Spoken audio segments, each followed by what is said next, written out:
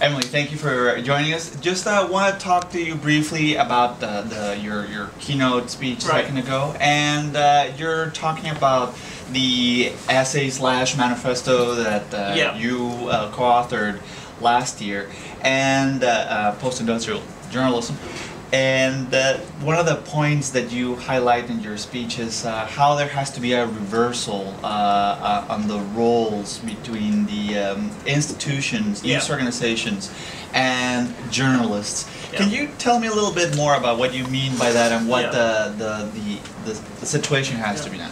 Well, I think it's it's the difference between the power shifting from a central brand, whether it's the New York Times or CNN or MSNBC or even the Dallas Morning News, to the individual journalist.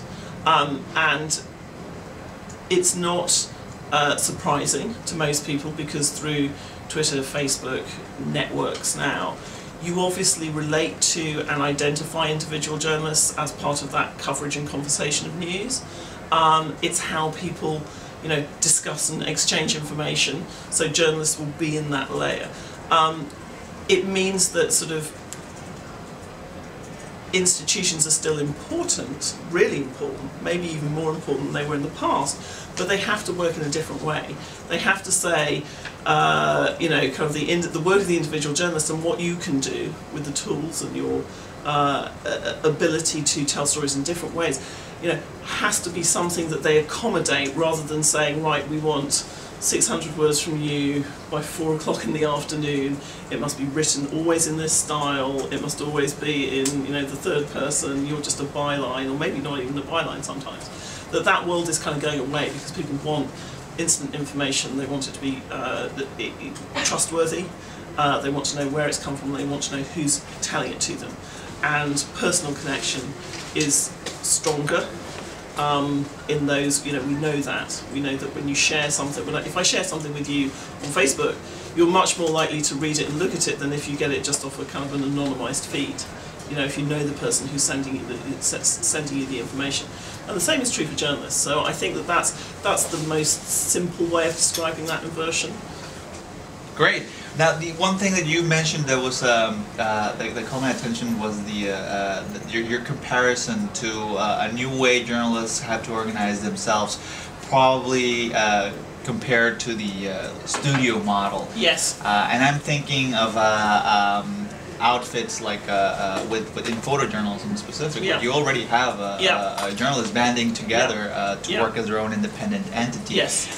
Can we continue a little bit on that analogy and maybe talk a little about those skills that you said that journalists will have to develop in this new... Well, I think all of this comes from one very particular place, which is the money going into journalism through these larger institutions which have produced.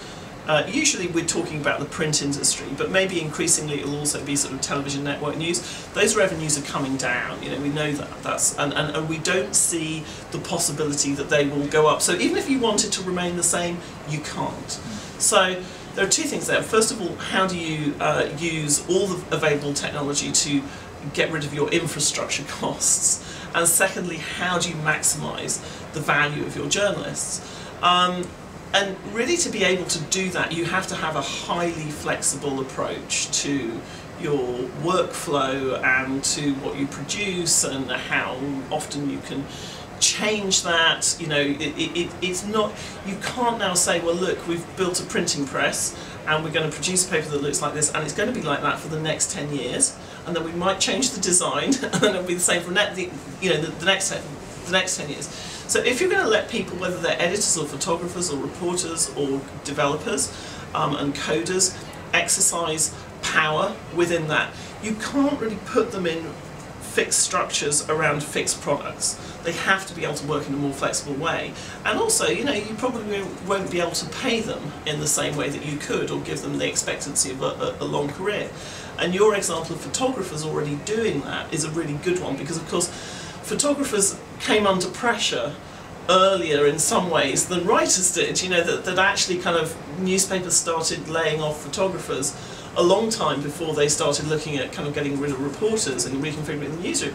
So photographers, we're not heartbroken about it. They said, well, we have to work in different ways. We have to have a range of revenue options. We're probably going to have like a freelance career, but also if we get together in these collectives, we can share costs, we can share overhead. Sometimes we can kind of work together on projects which we're really interested in.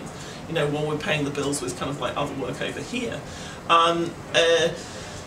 The majority of news journalists do not work like that, but I think they will have to, and I think when they do, we'll see some really interesting new. I can think of a dozen journalists that I really like and respect, who have different skills in all sorts of different areas, and it might be very appealing to me to do a particular project or a particular story with them. Previously, if they don't work for your news brand, you're never going to work with them.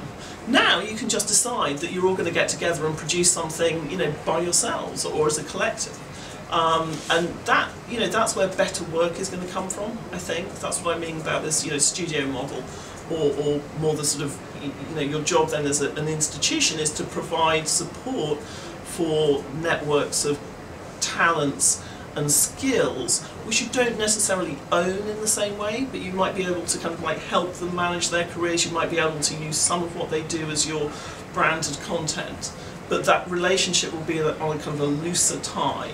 The hub is much smaller and the spokes are much longer. Now, to all this, there's the component of adventure, and it sounds fun, but at the same time it sounds uncertain, and that's something that you mentioned in your panel, that now there's going to be, people are going to have to, there's going to be more demands, they're going to have to work more on this, there's going to, career paths are not going to have that pattern that journalists were so used to. And do you even say that the rewards might even be less? Oh yes. So what's your pitch here in this new panorama for the journalists? The pitch here is freedom of, that actually the opportunity exists now to do more interesting work under your control earlier in your career. So one thing that our students at Columbia can do, and in your program here, the Knight Center can do as well, is if you decide that there's a really fascinating story that you have to report, whether it's up the road in West Texas, or whether it's in sub-Saharan Africa, or whether it's in Cyprus in Europe, you can take your laptop and go, and outside the sort of the bounds of physical safety, there's no problem with you doing that, and you can publish. You can publish yourself. You don't have to be. You can do things that you just would have to wait decades to do if you were within an organisational sort of structure that meant you start here and then you move up this way. You can demonstrate your skills early on in your career. So that's the upside. The downside is who pays for this? How do we fund this? We have students who will kickstart a project just around one story. Just for maybe kind of like $2,000.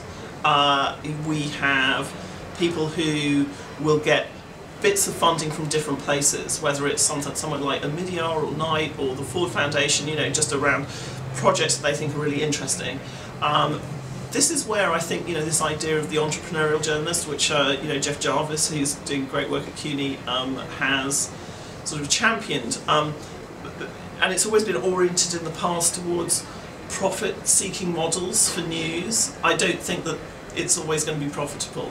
I think it's going to be more about, can I make a living out of this, rather than is this a business, which obviously appalls the commercial side of the business, but it doesn't necessarily mean that you get worse journalism. I think you sometimes get much better journalism. And if you look at all of those single subject sites now that are popping up, whether it's Syria Deeply, as I say, I mentioned Homicide Watch and Inside Climate News, which is a Pulitzer Prize winner, SCOTUS blog, which has broken more stories on really important national issues like the Obamacare bill and DOMA recently.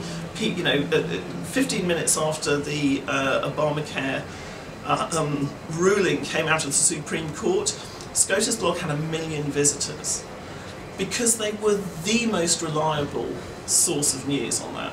This is what I mean, that there's an exciting, you reach a bigger audience, you can do more exciting work, you can be presented in all sorts of different ways. But the funding is not certain, and often it's going to kind of devolve to you as an individual to try and figure some of that out as well. All right. Well, Emily, thank you very much for joining us. You're welcome.